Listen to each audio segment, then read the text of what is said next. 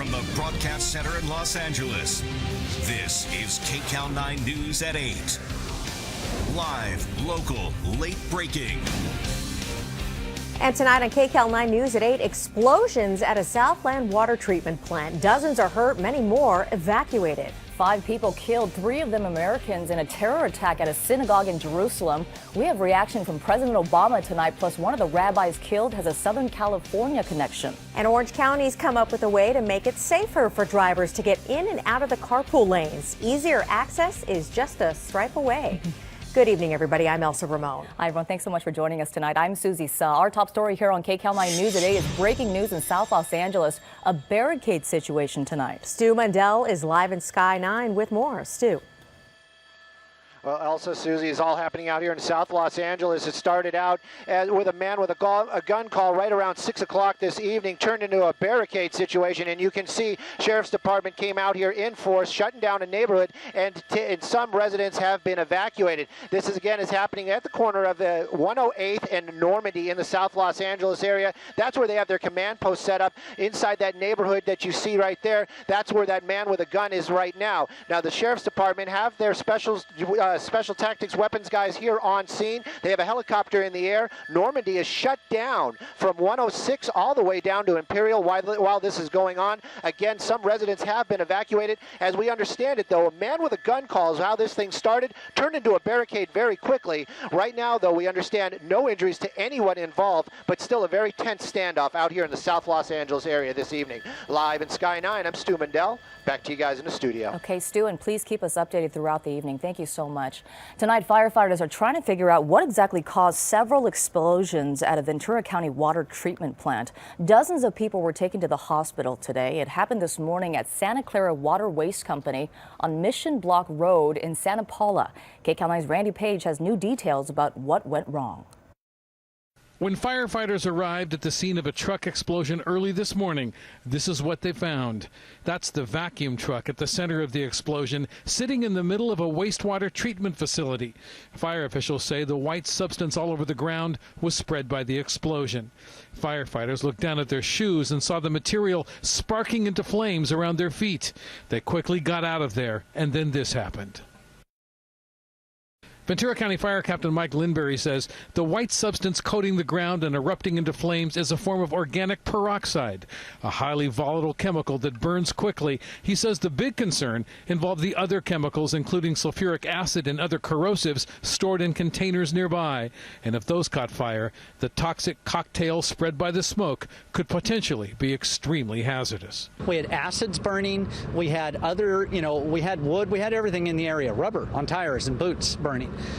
The big concern was the fact that if we were to have a large explosion, we don't want people in that area. So mandatory evacuations were issued for everyone within a mile of the plant, and a shelter-in-place order went out to everyone within a 3-mile radius. Highway 126 was closed in both directions, and Linbury says putting water on the fire could cause even bigger problems and potential contamination of the nearby Santa Clara River. So firefighters waited for the fire to burn itself out. At least 37 people were treated for exposure to the volatile chemicals. Most complained of irritated eyes and throat. All but one, the truck driver, were released. And the Ventura County Director of Public Health says the chemicals believed to be involved are not expected to have any long-term side effects. In Santa Paula, Randy Page, KCAL 9 News. And we have developing news now. Authorities are searching for a 70-year-old man who disappeared after a flight to LAX. The LAPD says Walter Wenko was last seen yesterday after getting off an Evergreen International Airlines flight. Wenko's family is very concerned tonight. They say he suffered a concussion and memory loss during a trip to Cambodia. Anyone with information is asked to contact the LAPD. Israeli Prime Minister Benjamin Netanyahu is promising payback for a deadly attack on a Jerusalem synagogue. 5 people were killed, including 3 Israeli Americans. Funeral services were held today for the 3 American rabbis who were killed when 2 men armed with a handgun and a meat cleaver burst into a synagogue early yesterday. Israeli police killed those attackers, who were identified as Palestinian cousins. Palestinian President Mahmoud Abbas denounced the killings, and so did President Obama. The murders for today's outrageous acts represent the kind of extremism that threatens to bring all of the Middle East into the kind of spiral from which it's very difficult to emerge. But we have to remind ourselves that the majority of Palestinians and Israelis overwhelmingly want peace. Tonight, Prime Minister Netanyahu said the suspects' homes will be demolished. One of the American rabbis killed had ties to Southern California. His best friend, also a rabbi, lives here. KCAL 9's Brittney Hopper spoke with him about what made Rabbi Coleman Levine so special. It's an interview you'll see only on KCAL 9. Devastating. The loss is devastating. Coleman, for all of us, for the whole family, was, he was our inspiration. Of those killed in Tuesday morning's terrorist attack at a Jerusalem synagogue, 50-year-old Rabbi Coleman Levine, pictured here, former brother-in-law and childhood best friend with LA's Rabbi Shimon Kraft. Rabbi Kraft tells me this is a sad day for people all over the world. He was a great father, an unbelievable husband. Sometimes people say that after a person's gone, but this is really true. It's the real deal. He was very special, the kindest person I ever knew. The attack happened early Tuesday morning during prayer services. Rabbi Kraft and Rabbi Levine grew up together in Kansas City. Then they moved to LA, where Rabbi Levine studied at USC for 2 years before moving to Israel to study.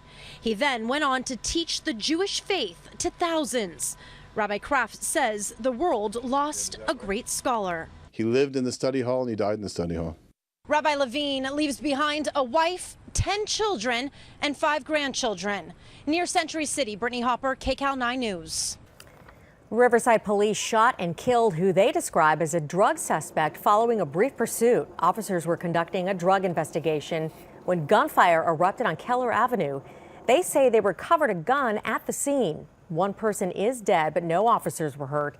They found the suspect in the backyard with no one else in the home.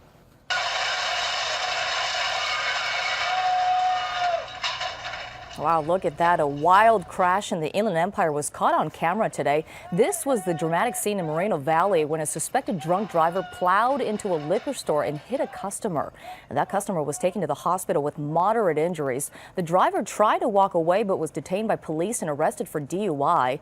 The shop owner says he hopes to reopen in the next day or so. The search is on tonight for the so-called Keep Smiling Bandit. Tustin investigators say this man robbed a bank on Saturday and is linked to another Costa Mesa bank robbery last week. The suspect reportedly tells victims to keep smiling during that crime. He usually wears a baseball cap and glasses and is described as nervous. If you have any information, call 911. Some truck drivers at the Port of Los Angeles and Long Beach walked off their jobs in protest today. They're striking for better workplace protection and wages. They blocked trucks from coming in and out at the Union Pacific Rail Yard in Commerce. Drivers are upset because they've been classified as independent contractors. That makes them exempt from some workplace protections, disability insurance, workers' compensation, and unemployment benefits. This is where the truck drivers can have an impact, to get attention, to put pressure on these companies to sit down and negotiate. Well, port leaders say the job action did not create major disruptions in daily operations. A major decision by the LAUSD. The school board took a big step in making ethnic studies a course, a graduation requirement for all students. Supporters applauded today's vote. It calls for the phasing in of an ethnic studies requirement, beginning with some campuses in 2015. Student supporters addressed the school board just before this afternoon's vote. I'm an advocate for ethnic studies being an A through G requirement because when I took African American and Latin American studies, it changed my life. I had never been exposed to a class that taught the history of my people. By my people, I mean Black and Latino people because we live in the same community together. The semester-long ethnic studies course will ultimately become a graduation requirement for all district schools by the year 2019. Tonight, USC has reinstated Josh Shaw to the football team. Shaw was suspended in August when he admitted to lying about jumping from an apartment balcony to save his drowning nephew. Later, he revealed he injured his ankles after an argument with his girlfriend. It's unclear if he will play in Saturday's big game against UCLA. Well, the clouds dominating our forecast once again today. Meteorologist Rich Fields is here now with a possible chance of rain, Rich?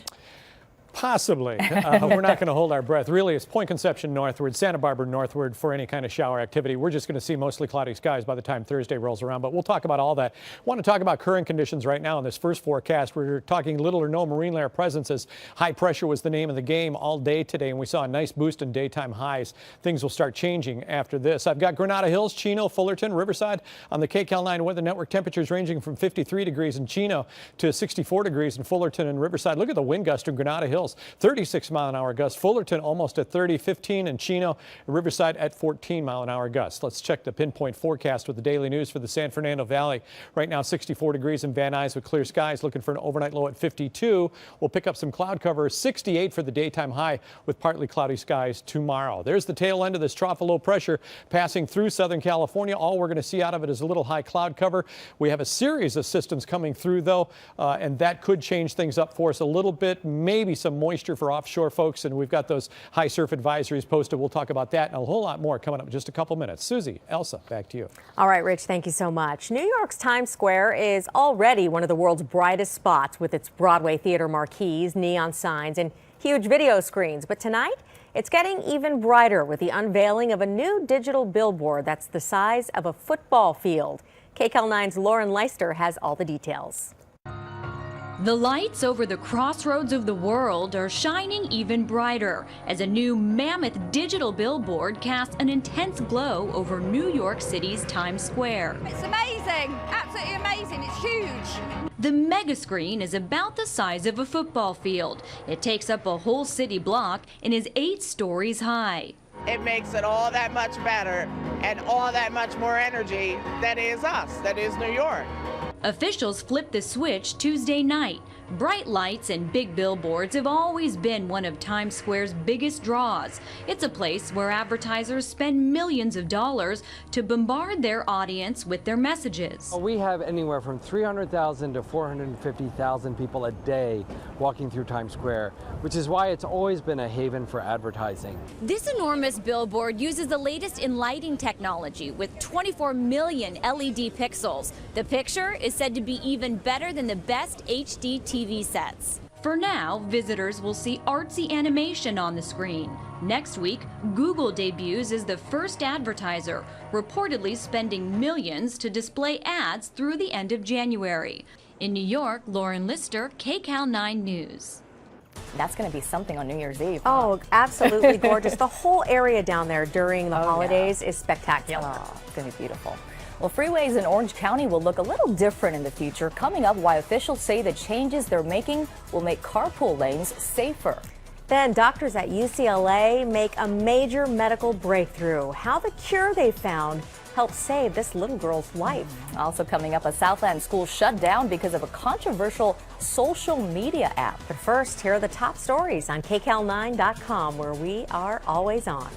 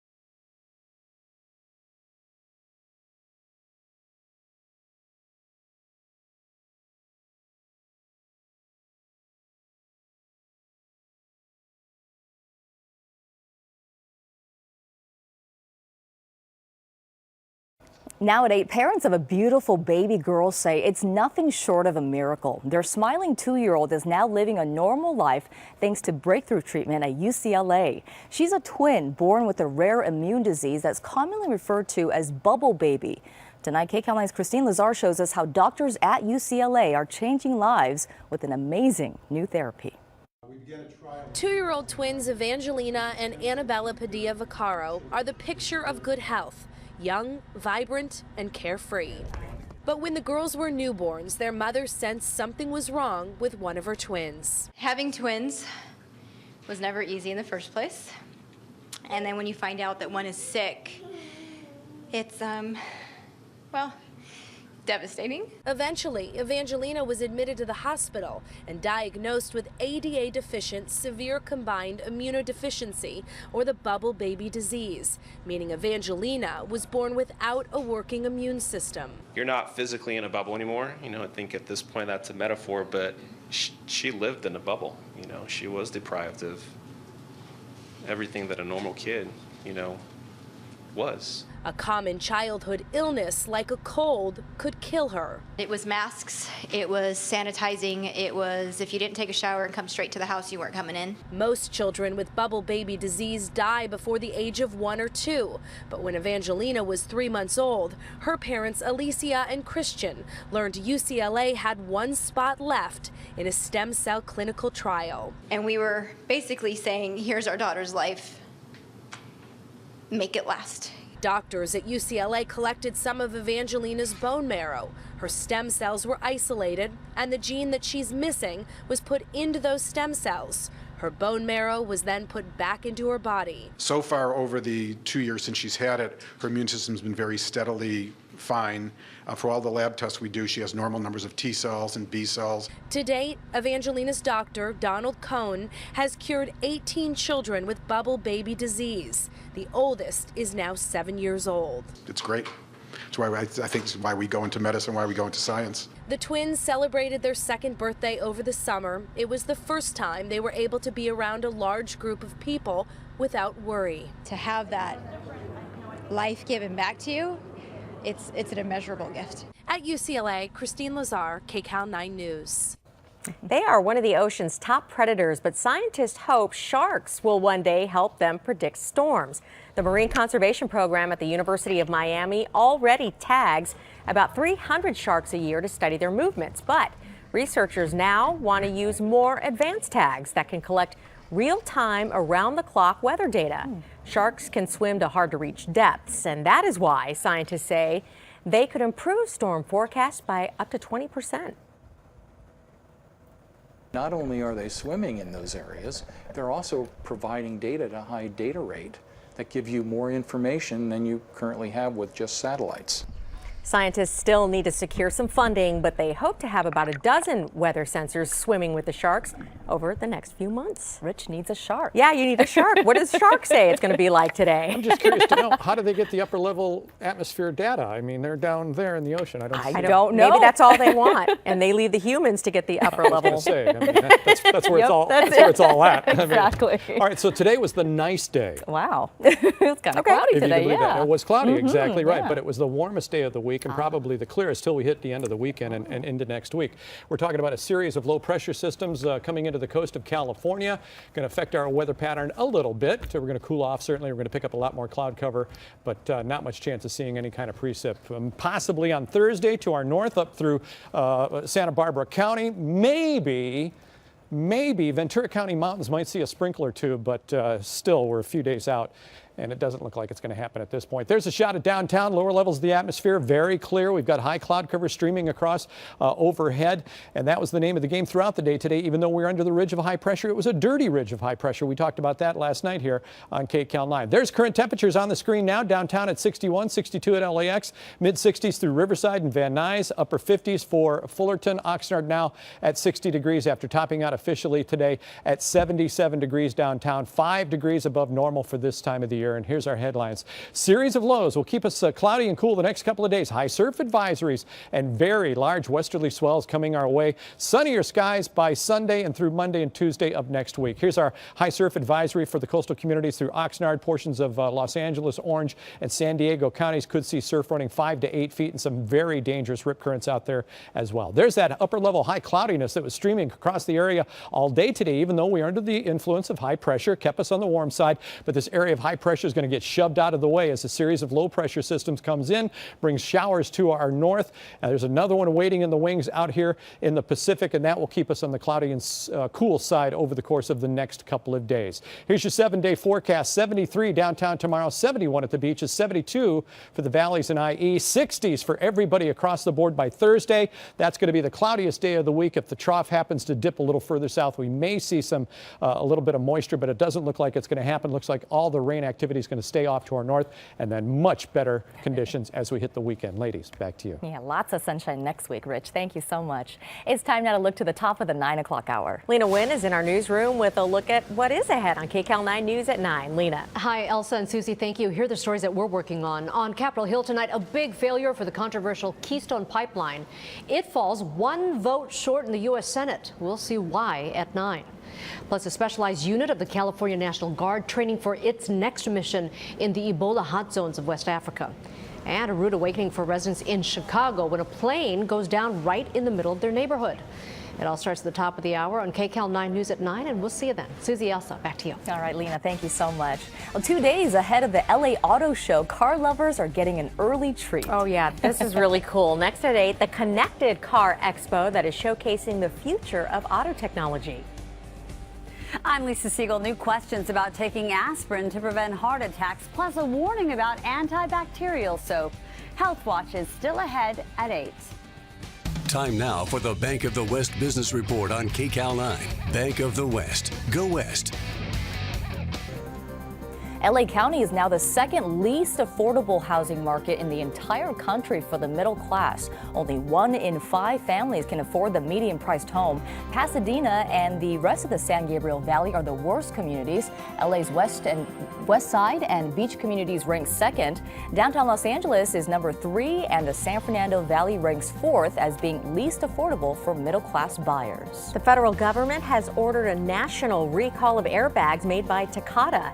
They can send potentially deadly shrapnel into drivers and passengers when they inflate. The new expanded recall covers millions of vehicles that are produced by 10 different automakers. For more information, contact your car's manufacturer. The Dow and S&P 500 hit record highs today after positive developments abroad and a surge in healthcare stocks. The Dow gained 40 points, the Nasdaq closed up 31 points, and the S&P 500 rose more than 10 points. And personal finance experts say timing is everything when searching for the best holiday shopping bargains. If you're looking for a deal on the most popular toys, now is the time. But if you're looking for electronics, try Thanksgiving Day or the day after, which you know is Black Friday. And for the best deal on apparel, it's Cyber Monday.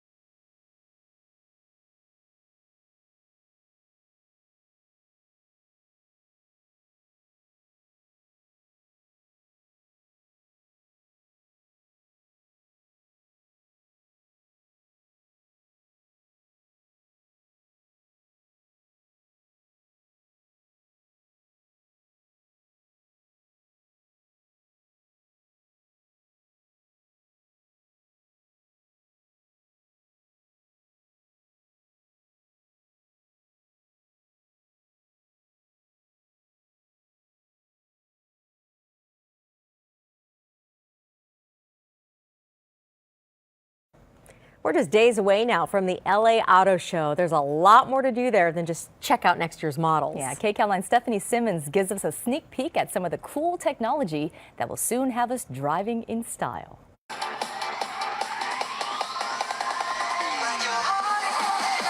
The LA Auto Show kicks off this week, but car techies are getting an early start at the Connected Car Expo. The three-day conference showcases the latest interactive technology. Well, this is a self-driving car, part of the Drive Me project. And we believe that self-driving cars can be really beneficial for society. Self-driving cars can be safer, more fuel efficient, and they can even avoid congestions. The Volvo V60 is set to hit the roads in Sweden in 2017. If you want to drive yourself, enjoy the driving, you can do that. If you want to spend time on something else, you have the freedom to press the button and do something else behind the steering wheel. Here's how the driverless cars work. There are sensors all around the vehicle, and they pick up what the driver is actually seeing when an object or a person is in front of the vehicle.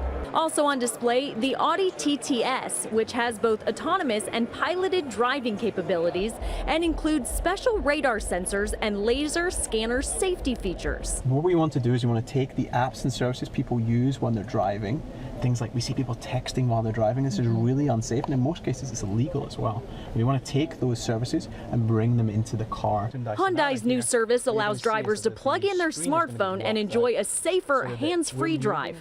Garmin's technology also helps drivers keep their eyes on the road. It's a way to bring information that would normally be on the head unit of the vehicle up onto the windshield. The whole idea behind the HUD display is to limit driver distraction. Many of the new features showcased at the expo focus on keeping drivers and passengers safe and comfortable while taking the driving experience to the next level. In downtown LA, Stephanie Simmons, KCAL 9 News. This seems like it happens quite a bit lately, but people inside a Rialto bank had moments to react as a car came crashing right through the building.